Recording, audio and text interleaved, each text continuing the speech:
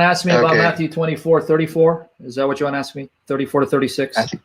This generation shall not pass until all things are fulfilled. Is that what you want to ask me?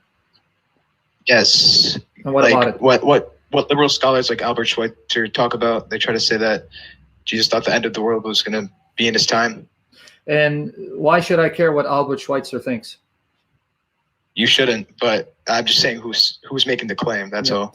A lot of people make a lot of claims, right? So the point is, what's the proof? Number one, the assumption is that when Jesus said, this generation shall not pass, it's talking about his second coming, where he will return from heaven and establish his kingdom on earth, and he descends physically, bodily, for all to see.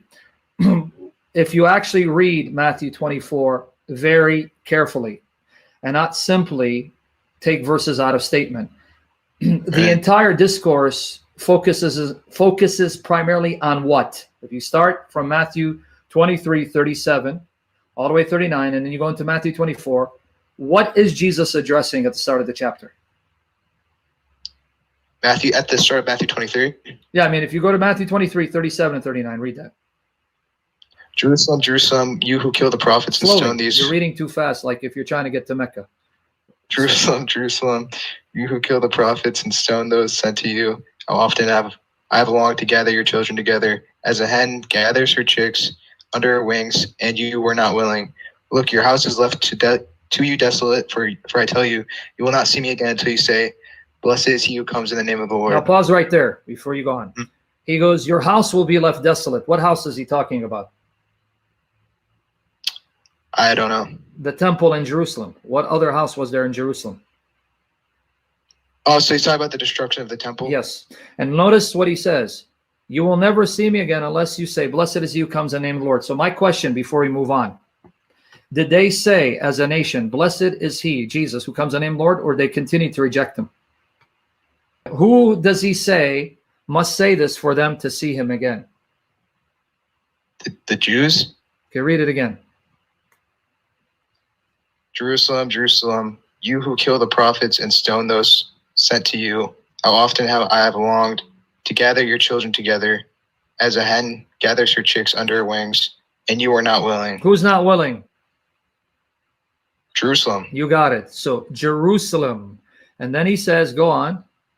Look, your house is left to you desolate. Oh, okay, so it's down by the temple. Yeah, because who's he addressing? Jerusalem. By Jerusalem, he's referring to the religious authorities, those who control Jerusalem, the religious establishment, the priests, the Pharisees, the scribes, Sanhedrin, right? Right. Okay, so what does he say to them? You will not see me again until you say, blessed is he who comes in the name of the Lord. So did they ever say that, or did they continue to reject him? They continued to reject him until the temple was destroyed. That's why they didn't see him again. Okay, so he's not actually talking about like the end times in this part. He's just talking about. Now continue reading though into chapter 24. Okay. Slowly. Keep reading to 24. Jesus left the temple and was walking away when his disciples came up to him to call his attention to its buildings. To what? Call his attention to the building in Jerusalem, the temple and the buildings, right? Right. Okay. Do you see all these things? He asked. Truly I tell you, not one stone here will be left on another. Every one will be thrown down. Keep reading. As Jesus was sitting on the Mount of Olives, the disciples came to him privately. Tell us, they said, when will this happen, and what will be the sign of your coming? Okay, now that's the end of context. age? Okay, now that's the context. The sign of your coming and the end of the age. Now, when he says end of the age, what age are they referring to? Are they referring to the end of time as we know it, ushering a new heaven, or he's talking about the end of the Old Testament era? Oh, okay, I see. So they're talking about when he's going to rise from the dead and the old covenant will be... Not only rise from, no. What did he just say? Not one temple, not one, yeah. What? Read it again. Not one stone here will be left on another. So what are they asking him? About the destruction of the temple. So yeah, what is the sign of you coming to destroy the temple, which signifies the end of this era, the end of the Old Testament age, the end of the Old Testament era? Okay, that makes sense. All right. So did that generation pass away, or did that generation see the destruction of Jerusalem and the temple? That generation saw the destruction of the temple. So where is the false prophecy? There is none. That's right, because the mistaken assumption is that when Jesus says the Son of Man coming, that means a physical bodily coming where we see it. No, oftentimes Old and New Testament will use the language of God coming to destroy a nation without you seeing God visibly to do so. Oh, okay. So there's no false prophecy because he wasn't even talking about the end times. Not the end times, the end of the age of Jerusalem. Right. Yeah, I was saying he's not talking about the end times. He's talking about the end of the age of Jerusalem. Let me show you where. Let me show you where you'll find passages of God coming to destroy a nation without that meaning coming visibly where you see him. Go to Isaiah 19 verse 1. I'm there. Read it for me. See, the Lord rides on a swift cloud and is coming to Egypt. The idols of Egypt tremble before him, and the hearts of the Egyptians melt with fear. Read verse 1 one more time slowly. See, the Lord rides on a swift cloud and is coming to Egypt. The idols of Egypt tremble before him, and the hearts of the Egyptians melt with fear. This is talking about the Lord bringing judgment in Egypt, but did he ever come physically, bodily, or visibly to do that? I actually don't know. I'm not going to say. No, he didn't. Historically, you won't hear the Egyptians saying, and the God of Israel showed up visibly during the time of Isaiah or even centuries after that, even at the time of Christ to do, because it's not talking necessarily of God appearing visibly. But when a nation is destroyed because of its wickedness, that's a sign that God has come in judgment. Okay. So you with me so far? Yeah, so it's not necessarily always talking about something physically happening, right? No, it what you're trying to say? Coming to judge a nation. So how do we know God came? Because we see the effects. We see Jerusalem destroyed. That means Jesus came to judge it. Oh, okay, I see. Okay, that makes sense. So when Jerusalem was destroyed and the temple was destroyed, that was the sign that the apostles asked. What is the sign? The sign that I've come to destroy Jerusalem is when you see Jerusalem and the temple destroyed by the Romans. Did that happen? Yes. And that was the sign Jesus came in the clouds of heaven to destroy Jerusalem and the temple. Okay, that makes sense. Now go to Revelation 3, verses 1 to 3 to show you another example. Revelation 1? Chapter 3, verses 1 to 3. Okay. Read it for me. To the angel of the church in Sardis write, these are the words of him who holds the 7 spirits of God and the 7 stars. I know your deeds. You have a reputation of being alive, but you are dead. Keep reading all the way to 3.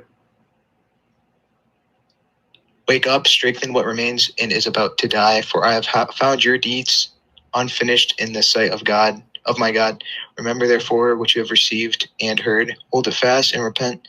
But if you do not wake up, I will come like a thief, and you do not know what time I will come to you. Okay, now Jesus warns this church at Sardis, if you don't repent, I will come against you like a thief and remove you. Now, that church has been removed. That means Jesus came and removed it, right? Mm-hmm. But did he come physically to do that? Did anyone see Jesus come down physically? No. You got it now? Okay, so this is basically, it's when a prophecy can essentially be fulfilled in Revelation, but not the whole thing. Yes, because those churches have been removed, because he's also threatening those churches, 5 of which are dishonoring the Lord. He says, if you keep it up, you will no longer be a lamp before me. I will remove you. And that has happened historically. Okay, that makes sense. Okay, so there's nothing in Matthew 24, 34, 36, specifically 34, that says this is referring to Jesus returning physically, bodily to establish his kingdom on earth. The context, guys, why did you block love and forgiven? Love and forgiven is asking a genuine question. I don't get it. Prophet Google, Khacha, take it easy, buddy. I know you're sleep depraved. The guy was asking a legit question. There's nothing in the context that's talking about Jesus's physical bodily return. It's talking about Jesus coming to destroy Jerusalem and the temple because of the Jewish religious establishment's rejection of him. Okay, that makes sense. And that's why, what happened afterwards? Now, let me show you the fulfillment of this passage. Go down to Matthew 24, 29 to 31.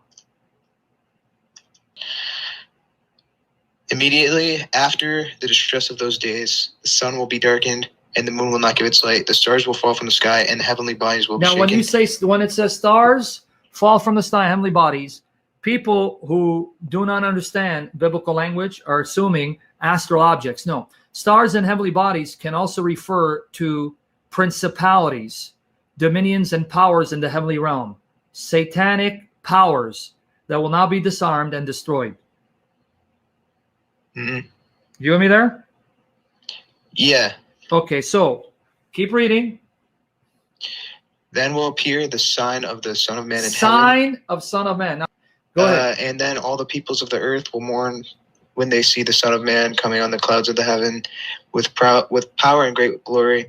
And he will send his angels with a loud trumpet call, and they will gather his elect from the four winds, from one end of the heavens to the other. Oh, see, that clearly means his physical return to the earth. No. Now, let me break that down. He says, when this happens, then the angels will be sent out to all four corners of the earth to gather the elect to Jesus, right? Yeah. That's what you just read, 31, right? Yep. Okay, but let me tell you something. Did you know the word angel doesn't mean necessarily a spirit creature? It can also refer to a human agent, a human messenger, a human messenger. And you want proof of it in Matthew 11:10, the prophecy about John the Baptist, where God says, see, I send my messenger ahead of you. The Greek word is angel, and there it's referring to John the Baptist. What kind of angel was John the Baptist? Human. Exactly. So when Jesus says, I'm going to send angels, it doesn't mean spirit creatures. It means I'm then going to send my human angels to then preach the gospel all over the world, to gather my elect by the preaching of the gospel. That's exactly what happened. The gospel has been advancing to the four winds of the earth from that moment till now. Okay, that makes sense. So none of this is about the end times. It's about the preaching of the gospel to it means when Jerusalem is destroyed, that ushers in the church age. And that church age will be proclaimed by his human angels throughout the four winds to gather all of them to Jesus by the proclamation of the gospel. Makes sense.